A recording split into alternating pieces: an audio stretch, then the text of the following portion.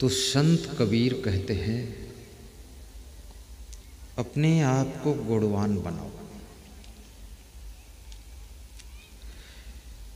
कौन कौन गुण आप में जरूरी है? नंबर 1, मनुष्य में सरलता का गुण होना चाहिए। सरल बनो, अपने आप को एडजस्ट करना सीखो, दूसरों को अपने साथ में सेट करना सीखो। दूसरा गुण नम्रता का गुण हो, अहंकार का अवगुण ना हो। बड़े से बड़े पद को प्राप्त करो, बहुत बड़े धनवान बनो, बुद्धिमान बनो, विद्वान बनो, लेकिन नम्रता इतनी रखो कि सबको मेरा नमस्कार है। नम्रता का गुण। जो तुमसे बड़े हैं उनके चरण छूने में संकोच मत करो। सवेरे उठ करके अपने माता पिता के पैर छू, दादा दादी के पैर छू। तुम कहोगे कि पैर छूने से क्या फायदा है, तो मैं आपसे कहता हूं, पैर छूने से इतना बड़ा फायदा है जिसका वर्णन भी मुश्किल है। जब तुम अपने माता पिता के पैर छूओगे, बड़े भाई के पैर छूओगे, अपनी बड़ी सिस्टर का सम्मान करोगे, अपने से बड़ी उम्र वालों का आदर करोगे, और तो क्या होगा, तुम्हारे भीतर अहंकार सब निकलकर बाहर हो जाएगा। नम्रता की नदी बहेगी, और जो नदी गंगा, जमुना, सरस्वती और क्षिप्रा, नर्मदा का रूप ले लेगी, आपका जीवन धन्य कर देगी।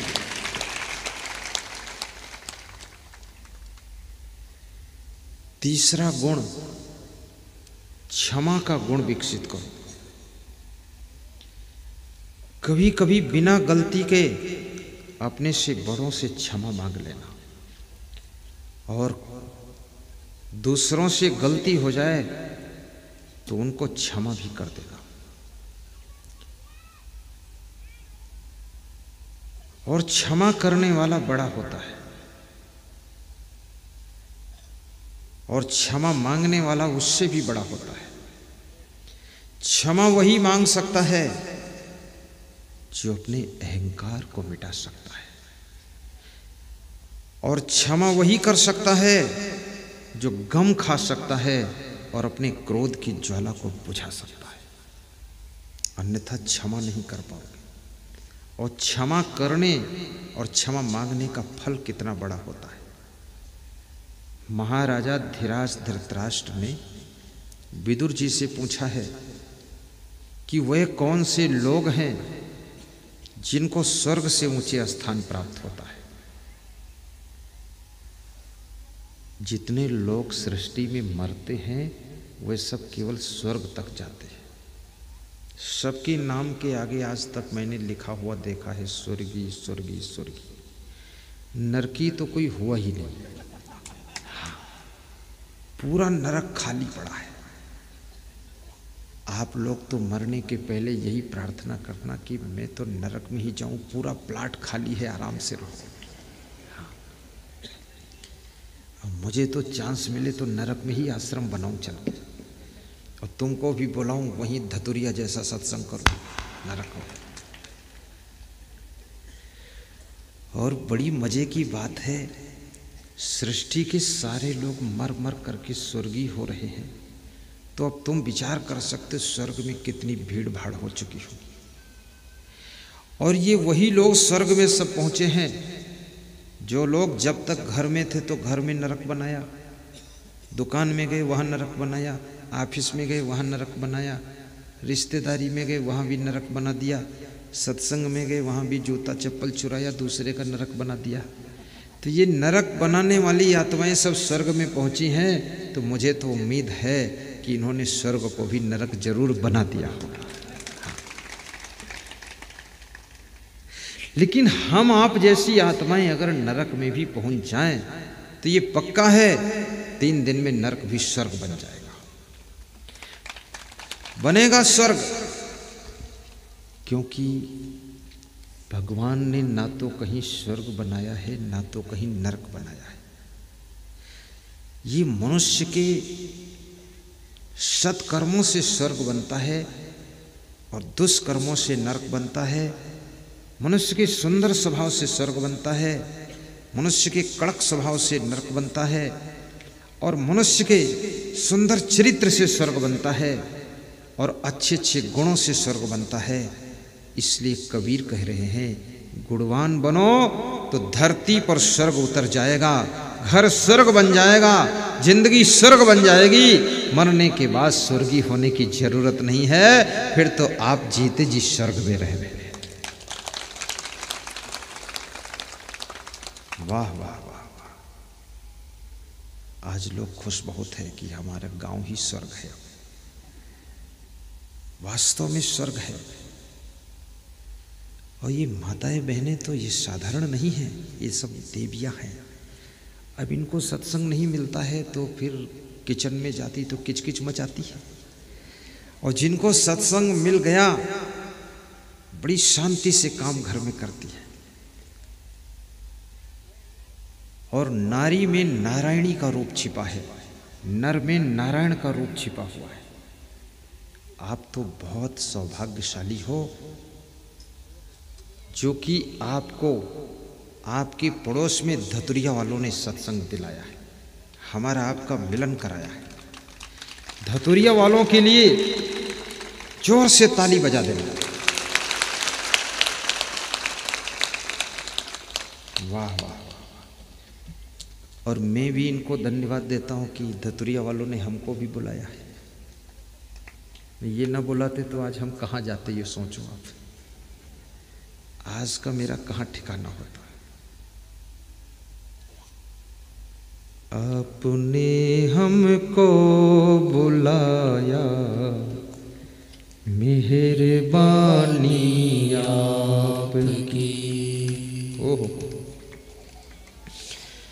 आपने हमको बुलाया, मेहरबानी आपकी। आपने सबको बुलाया, मेहरबानी आपकी। आपने हमको बुलाया, मेहरबानी आपकी। बहुत अच्छा गाते हैं। और एक बार तो ये संत अच्छा गाता है, इसका एक बार और करा देते हैं। नहीं, वो कंस्ट्रक्शन इंजीनियर है, ये साधारण संत नहीं है। वो तो मैं बहुत उसको रिश्वत दिया हूं तो गा रहा नहीं, गाता नहीं। बहुत अच्छा गला है इसका।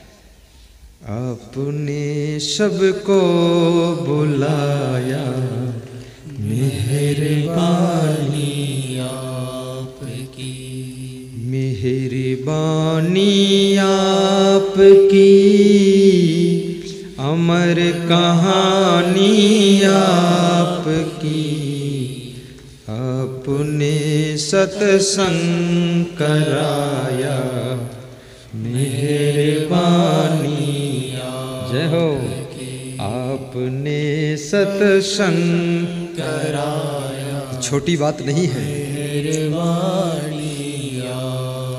हवाई जहाज में 200 लोगों को बिठाकर उड़ने की शक्ति है, लेकिन अगर प्लेटफार्म न मिले तो कहां से दौड़कर उड़ेगा। मेरे में प्रवचन सुनाने की शक्ति कला है, लेकिन धतुरिया वालों का प्लेटफार्म न मिलता तो ये सत्संग कैसे सुनता। ये हमारे लिए प्लेटफार्म बन गए। आपने सत्संग कराया, मेहरबानी आपकी। मेहरबानी आपकी, अमर कहानी आपकी। आपने हमको बुलाया, मेहरबानी आपकी। आपने हमको बुलाया,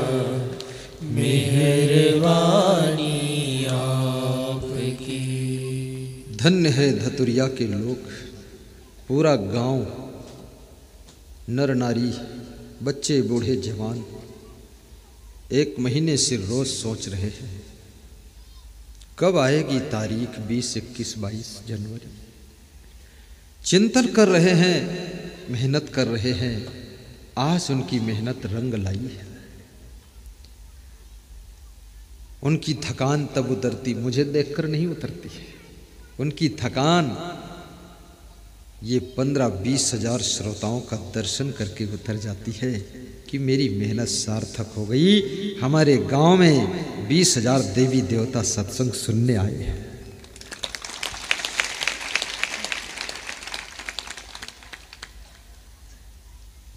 हे ग्रामवासियों, इस सेवा के पुण्य को प्राप्त कर लेना। ऐसा मौका बार बार नहीं मिलेगा। ये संत, ये भक्त, ये श्रद्धालु नर नारी आपके गांव की धरती को धन्य करने के लिए आए हैं। ये सभी दिव्य आत्माएं, पवित्र आत्माएं, क्षेत्र की छठी छठी चुनी चुनी आत्माएं इकट्ठी हुई हैं। इनके सबके चरण इस गांव की गलियों में पड़े हैं, इस गांव की सड़कों पर पड़े हैं, इस दिनेश पटेल के खेत में सबके चरण पड़ गए हैं। तुम्हारा गांव धन्य है, गलियां धन्य हैं, ये खेत भी धन्य हो गया। बघाना वालों ने भी अपने गांव को धन्य कर लिया। दूसरे गांव में सत्संग है, वहां से पोहा लाकर यहां खिला रहे हैं। ये किस्मत की बात है। कुछ लोग इसी गांव में हैं और सेवा नहीं कर पा रहे हैं, और दूसरे गांव के लोग सेवा का पुण्य कमा रहे हैं। गांव का जो भी बंदा बचा हो सेवा से, शाम तक सेवा में शामिल हो जाना। ये कोई रिश्तेदारों का समागम नहीं है, ये फरिश्तेदार का समागम है, और ये तो सबके लिए समागम है।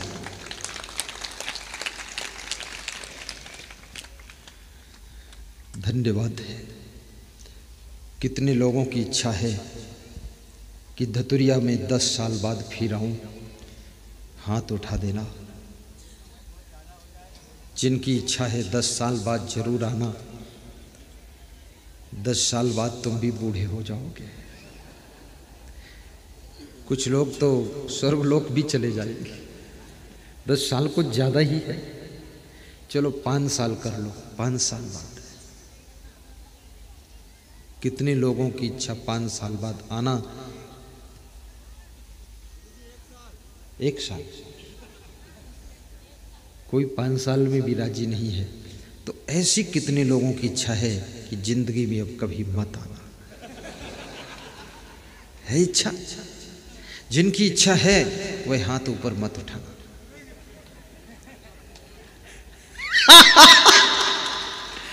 देखो, एक छोटा सा सेंटेंस है, आपके समझ में नहीं आ रहा, ऐसा घुमाया हूं चक्कर इसको। अभी भी इतना आदमी बैठा है, उसमें 4-5 लोग